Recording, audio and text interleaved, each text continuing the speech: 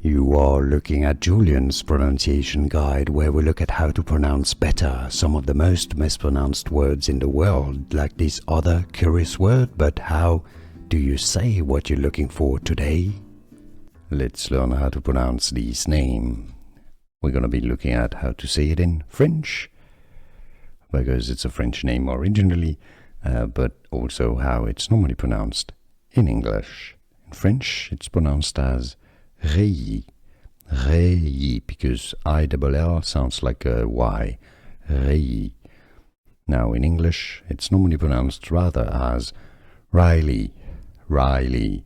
It's easy, and now you know. Let's learn how to pronounce this name. We're going to be looking at how to say it in French, because it's a French name originally, but also how it's normally pronounced in English. In French, it's pronounced as Reilly, Reilly, because I-double-L sounds like a Y, Reilly. Now in English, it's normally pronounced rather as Reilly, Reilly. It's easy, and now you know.